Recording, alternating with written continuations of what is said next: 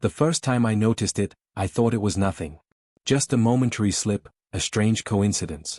But then it happened again. The dim lighting, the soft jazz in the background, the familiar scent of garlic and fresh herbs wafting through the air, everything that used to feel like home suddenly felt foreign. The restaurant, once the anchor of our relationship, had begun to shift in ways that didn't make sense. "How's everything, love?" Mark asked, his voice smooth but somehow distant. I blinked, the question floating in the air as I stared at the menu. But I wasn't really reading it. I wasn't even sure I could focus. I could feel the tension pulling at the edges of my mind, my hands curled tightly around the smooth edges of the menu. I had to remind myself to breathe. "Yeah, everything's good," I said, forcing a smile. The words felt like they were coming from someone else. Mark didn't seem to notice. Or if he did, he didn't say anything. He was too busy scanning his phone, his fingers sliding across the screen in a pattern that felt too robotic, too detached. It wasn't just the restaurant.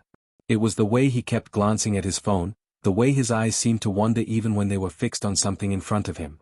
It was the way his voice had lost the warmth that used to pull me in. We'd been coming to this little Italian bistro for nearly 5 years. It had always been our place, the place where everything felt safe and right. But tonight, nothing felt the same. The restaurant, once cozy and inviting, seemed colder, sharper, less like home. The candle flickered on the table between us, casting uneven shadows against the pale tablecloth. It was as if someone had dimmed the lights and turned down the warmth of the place. The waiters moved quickly, their steps too quiet. Their smiles were polite, but there was something rehearsed in them, a hollow edge. "Hey, are you okay?" Mark's voice cut through the silence between us, his eyes briefly lifting from the phone. I couldn't meet his gaze. Instead, I focused on the flickering candlelight, the shadows shifting across the white walls. My stomach churned. "Yeah," I replied again, but the answer felt emptier this time. I felt like I was sinking into a place I couldn't quite understand. There was a disconnect now, one that I couldn't name but could feel deep in my chest, like the absence of something I'd once known. I knew Mark had been busy lately, his work hours increasing, the late nights starting to feel more like a habit than a necessity. But this? This wasn't about work. The waiter arrived with our drinks, his eyes darting between us, and I noticed something odd. He was looking at us differently now, as though he recognized something, but I couldn't place what it was. He set the glasses down without a word, his fingers brushing the edge of the table. I caught his gaze for just a second, and something passed between us, a flicker of recognition. But that wasn't the strange part. No, the strange part was that the waiter seemed to be watching Mark just a little too closely, almost as if he was waiting for him to say something, do something. It made my skin prickle with unease. Mark didn't seem to notice, but I could feel his absence even more now, his mind elsewhere, his eyes still focused on his phone. The sounds of the restaurant had become muffled, as though I was underwater, straining to hear something, anything that would tell me that things were still the way they used to be. But no matter how hard I tried to reach for it, the certainty, the warmth of the place, slipped through my fingers. And then, without warning, something shifted. Mark suddenly put his phone down, his expression blank. His eyes, which had once sparkled with that easy charm, now looked tired, empty. He leaned back in his chair, fingers tapping the table with a steady rhythm. "You haven't been yourself lately," I said, my voice breaking the silence. I hated the way it sounded, like I was accusing him of something, but the words spilled out before I could stop them. "I don't know what's going on, but I don't like it." For the first time in the evening, Mark met my gaze. There was something unfamiliar in his eyes, something guarded. "I'm fine," he replied, his tone colder than I expected. I swallowed hard, my stomach knotting. "Are you sure?" "Because I don't feel like I'm talking to the same person anymore." His lips tightened into a thin line, and he looked away again. "It's just been a lot, okay? Work and everything else." I nodded, though I wasn't sure I understood. I wanted to say something else, to push harder, but something in me told me it wouldn't matter. The change had already happened. And I couldn't go back to what we had before. The waiter returned a few minutes later, his presence almost too quiet, too abrupt. He placed a dish in front of me, his hands lingering on the edge of the plate for just a second longer than was necessary. His eyes met mine again, a flicker of recognition there, and for the first time, I felt a surge of discomfort. "Is everything okay, miss?" he asked, his voice almost too smooth, too rehearsed. "Yeah," I muttered, my voice shaky. I grabbed my fork, my hands trembling as I tried to focus on the plate in front of me. The pasta was perfectly cooked, the sauce rich and flavorful, but even the taste felt wrong. Nothing felt like it should. Mark didn't notice. He was still distracted, his mind elsewhere. And in that moment, I realized that I wasn't sure if I even recognized him anymore. This place, this restaurant, our restaurant, wasn't the same. And neither was Mark. The silence between us stretched long and uncomfortable, almost suffocating, as Mark picked at his food, his thoughts clearly elsewhere. I could feel the tension in the air, like we were standing on the edge of something we couldn't quite see yet, but I couldn't ignore the fear clawing at my chest. What had changed? What had happened to the man I knew? The man who used to make me laugh until my stomach ached, the man who used to pull me close and tell me that no matter what, we were in this together? His lips parted as if he was going to say something, but no words came out. I watched him, studying the subtle shifts in his expression, the flicker of hesitation in his eyes, the way his fingers drummed nervously against the table. This wasn't the Mark I knew. He used to be confident, always sure of himself, always so present. Now, it felt like he was fading right before me, slipping into some version of himself that I didn't recognize. You know, I thought we'd talk about something tonight, I ventured, my voice shaky as I pushed my plate aside. Something important. Mark glanced up at me, but there was no warmth in his gaze. His eyes were distant, far away, like he was looking at something I couldn't see. Yeah, sure, he muttered, barely audible. He picked up his glass, swirling the wine inside as though it were the most interesting thing in the world. What do you want to talk about? I hesitated. The words didn't come easy. The conversation had been building in my mind for days, like a balloon ready to burst, but now that I was here, sitting across from him in this strange silence, it all felt so fragile. I don't know, Mark. But this, I gestured to the empty space between us, the coldness in his voice, the way he couldn't meet my eyes. This isn't us anymore. Something's wrong, and I don't know what to do about it. He was silent for a long moment, and I felt the knot in my chest tighten. The waiter came by to refill our glasses, and for a second, I almost thought Mark would speak up. I could feel the tension in his posture, like he was wrestling with something inside himself, but it wasn't the comfortable tension that came before a conversation we had to have, it was something darker, something much harder to place. Mark didn't answer. He just stared at the wine in his glass, the amber liquid swirling around as though it were more interesting than anything I had to say. I didn't know what to make of it. The man who once couldn't wait to talk about our future, about the plans we had, now seemed so distant. Like he wasn't really here at all. Are you seeing someone else? The question slipped out before I could stop it, a raw whisper I regretted the second it left my lips. Mark froze. His eyes snapped up to mine, dark and wary.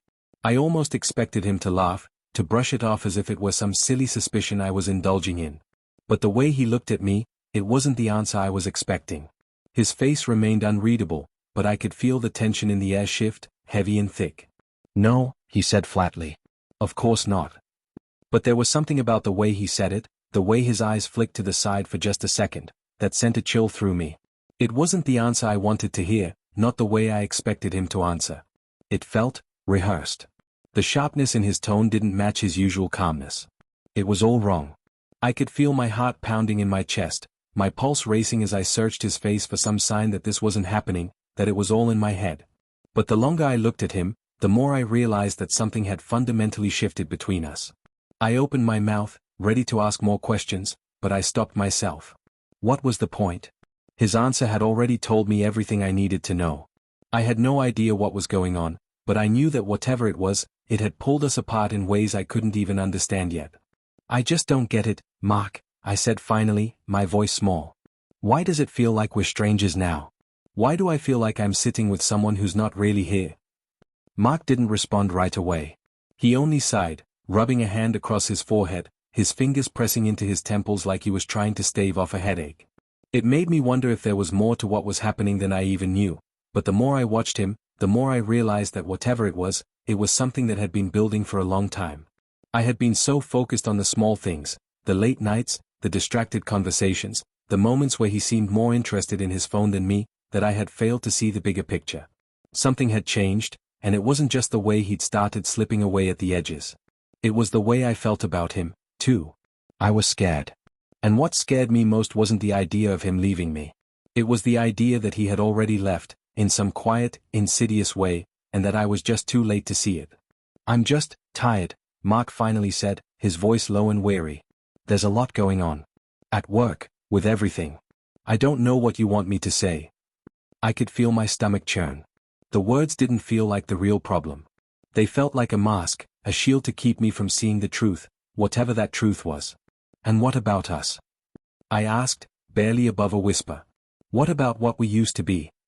Mark paused, and for a moment, I thought he might say something that would make sense of all this. I waited for it, prayed for it, but the silence that stretched between us felt too vast, too full of things unsaid. He pushed his plate away, and for the first time, I felt like I was losing him, not just physically, but in every way that mattered. I don't know, he muttered, his voice so soft it barely reached me.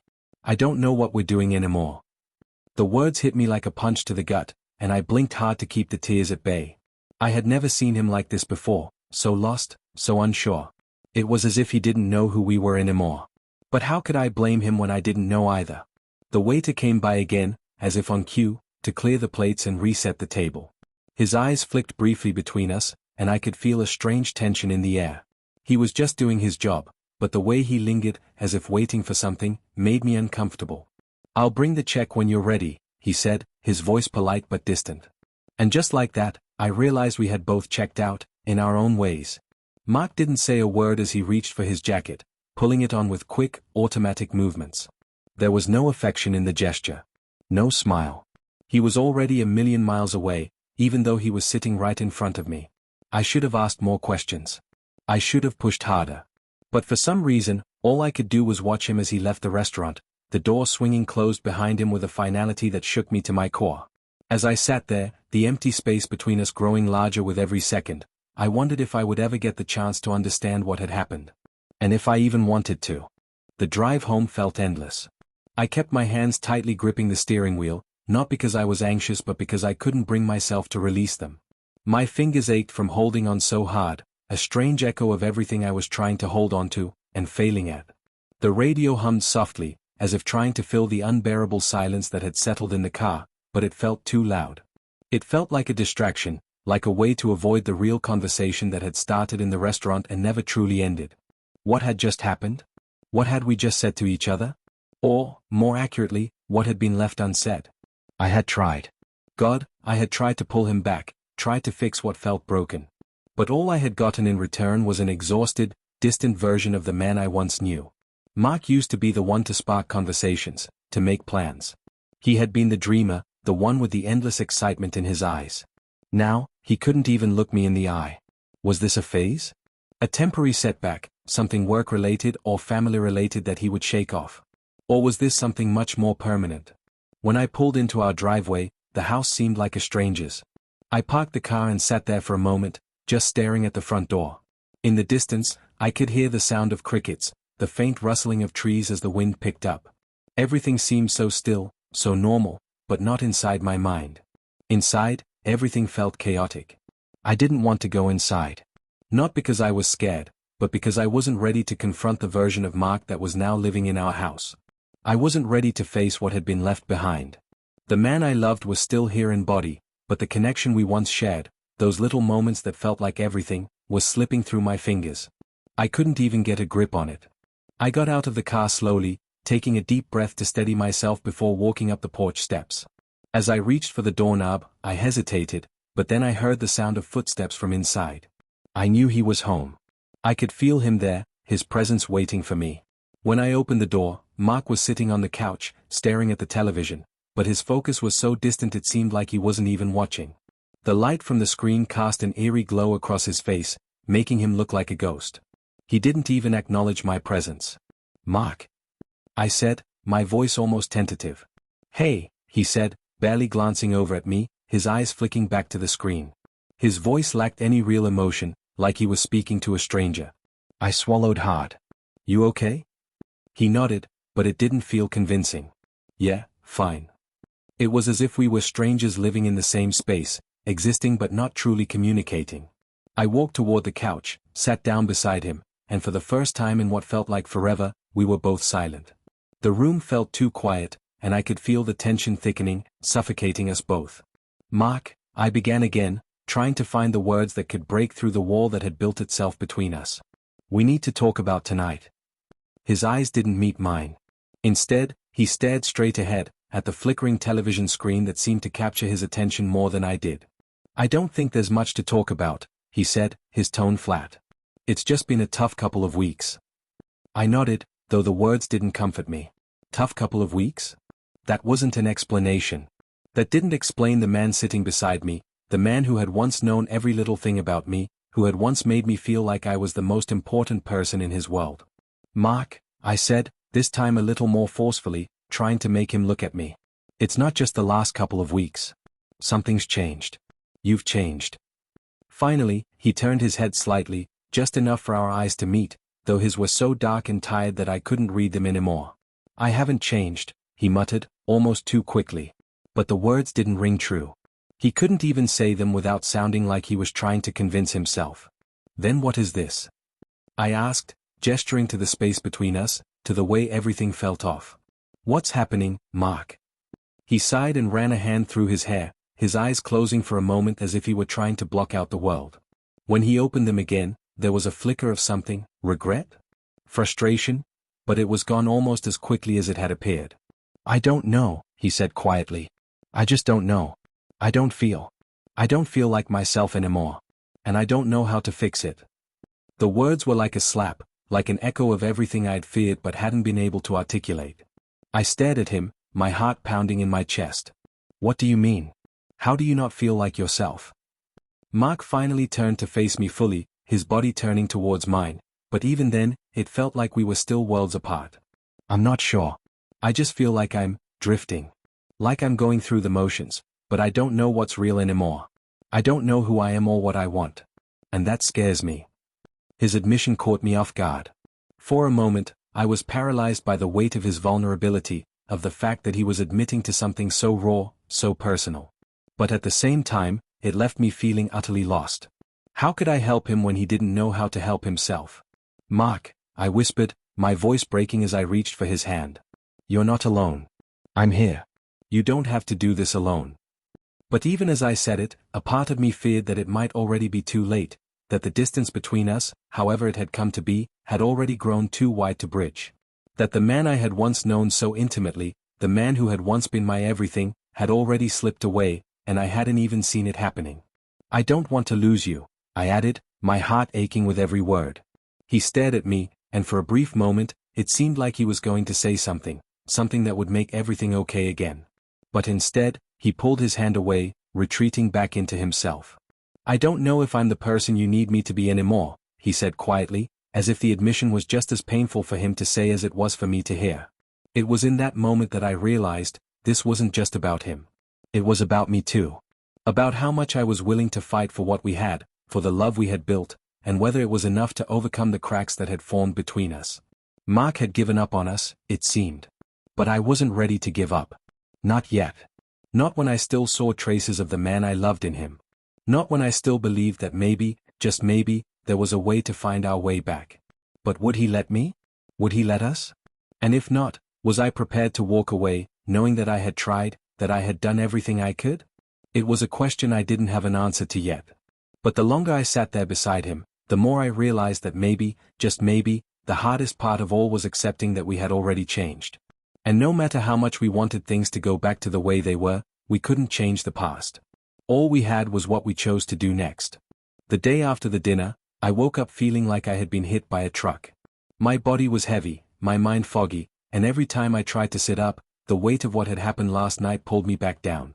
I had never felt more distant from Mark, more alone in the relationship.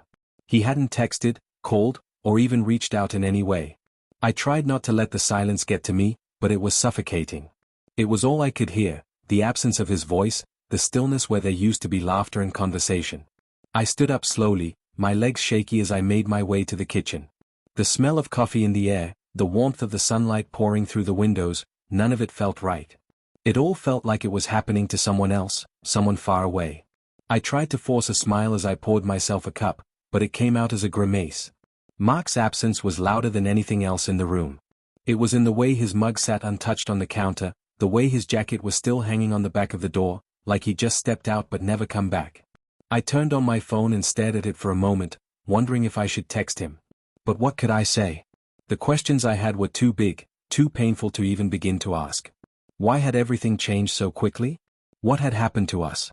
A text pinged on my screen, and I almost dropped the phone in my haste to open it. It was from Mark, but when I saw the message, it felt like a slap to the face. I need some time to think. Let's talk later. That was it. No explanation, no comfort, just a cold, distant message that left me with more questions than answers. I leaned back against the counter, closing my eyes as if I could block out the words.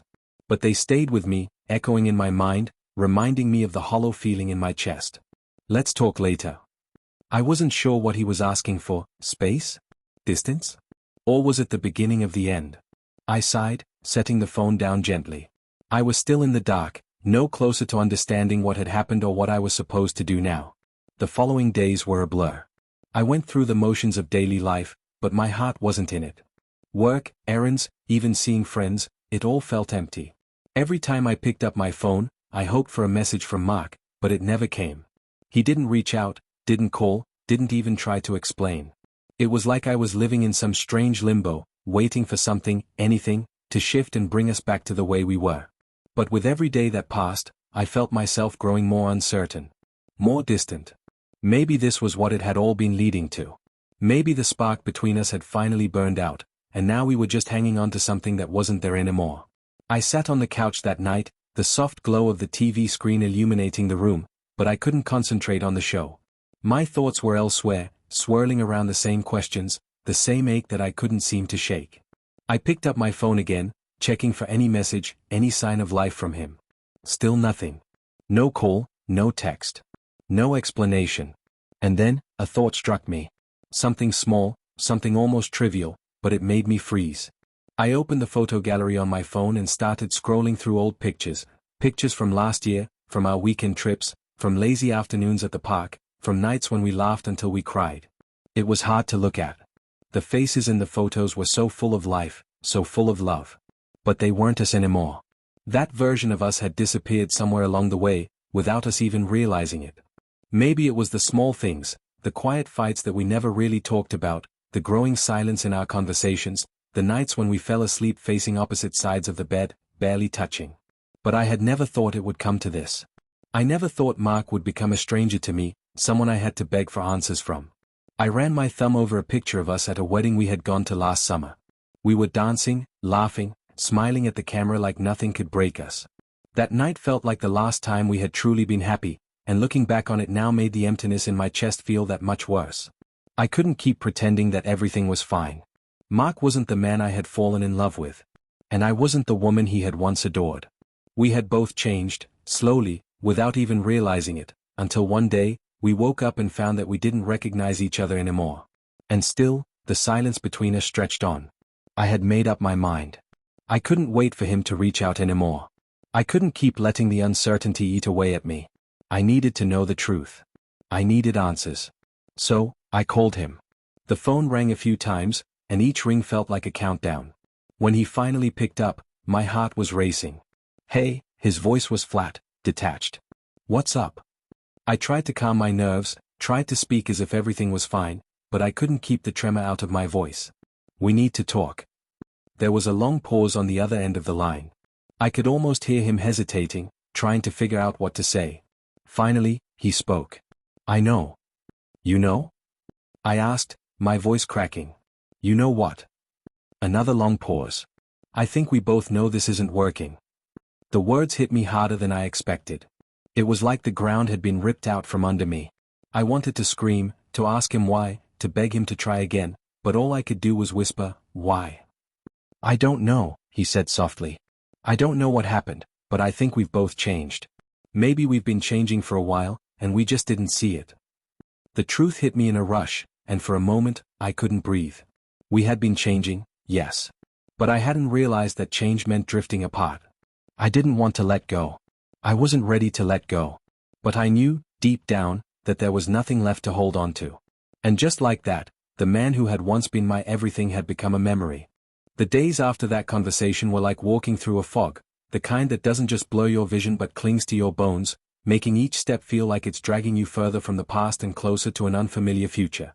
Mark's words echoed in my mind, each one an aftershock, a lingering question that gnawed at me. We've both changed. How could he say that so easily? How could he accept it as if it was just a fact of life, like the sun setting or the seasons changing? I had spent so many years in love with him, building a life around the belief that we were stronger than any storm.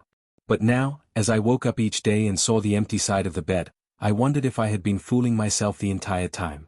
I didn't just miss him, I missed us. I missed the version of ourselves we had been, the version I thought we still were. But Mark had given up. And for the first time, I was forced to confront the fact that love isn't always enough. Sometimes, people just grow apart, and there's nothing you can do to stop it. I found myself standing in front of the mirror a few days later, looking at my reflection with a kind of disbelief. I barely recognized the woman staring back at me. There was a hollow look in my eyes, a vulnerability that hadn't been there before. My smile no longer came naturally. Even the way I walked seemed different. It was like I had lost a part of myself that I didn't know how to get back. Mark's absence wasn't just a physical thing, it was a hole that ran deep and I couldn't fill it with anything. Not work, not friends, not even family. The gap between us was too wide. I could sense the shift in everything, my thoughts, my routine, the way I saw the world. One night, I was sitting in the living room, scrolling through old pictures on my phone, searching for some remnant of the past that could make sense of the present. I stumbled upon a picture of Mark and me on our first trip together, a weekend getaway we'd taken to the coast. We were standing in front of the ocean, laughing at some inside joke, the sun setting behind us. It was one of those perfect moments that felt like it could last forever. But looking at it now, it felt like a dream. A version of me that was so full of hope, full of belief in the future, full of love for someone who had already begun to slip away. I took a deep breath and locked my phone, setting it down on the coffee table. The memories would have to stay where they were. I couldn't keep holding on to a past that didn't exist anymore. It was time to face the reality, even if it hurt like hell. It took me weeks before I felt ready to truly move on. It wasn't something that happened overnight, healing never does. But slowly, I began to piece myself back together. I threw myself into work, into things that made me feel grounded. I spent more time with my friends, the ones who didn't need explanations. They just accepted me, wherever I was. And in some ways, that was the most healing thing I could have done. I started to recognize the strength in being alone. It wasn't a weakness. It wasn't a sign of failure. It was a reminder that I was enough, just as I was. I wasn't defined by Mark, and I wouldn't let his absence define me either. And then, one Saturday afternoon, I got a call. I saw Mark's name flash on my phone, and for a split second, I debated ignoring it. But I knew this was inevitable. We had to talk. I took a deep breath before answering. "Hey," I said, trying to keep my voice steady. "Hey," he replied, sounding smaller than I had remembered. "I've been thinking a lot about everything, about us. And I wanted to check in. How are you?" How was I? The question almost caught me off guard. For so long, I had been so focused on him, on us, that I hadn't taken the time to really consider how I was. "I'm okay," I said, though the word felt strange on my tongue. "I'm getting there." Slowly. There was a long pause on the other end. I could hear the weight of his regret, the guilt in his voice as he spoke next. "I know I messed up. I should have tried harder, been there for you. I didn't handle things the way I should have." I squeezed my eyes shut. "It's not just that, Mark. It's everything. We stopped trying. We stopped talking. We stopped being a team." My voice faltered, but I fought to keep it even. "I needed you. I needed us." "I know," he said softly. "I didn't mean for it to go this way. I just didn't know how to fix it. I didn't know how to talk to you when I didn't even know what was going on with myself." I nodded, even though he couldn't see me. I understood what he was saying. I understood his confusion, his pain. But it didn't change the fact that we had both drifted too far. The damage had been done. "I think it's too late for us, Mark," I said, the words slipping out before I could stop them. "I think we've both changed too much." There was another long pause before he spoke again. "I get that. And I'm sorry. I wish things had turned out differently. I really do."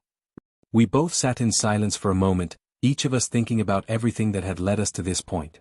There was nothing left to say, nothing that could undo the time we'd lost, the words we hadn't spoken, the distance we'd let grow between us. When I finally spoke again, it was with a calm that surprised even me. "I think it's time for us to move on, Mark. For both our sakes." He didn't argue. He didn't try to convince me otherwise. There was a finality to it, a mutual understanding that neither of us wanted to admit, but that we both knew was true. "I'll always care about you," he said quietly. "But I think we both need to let go."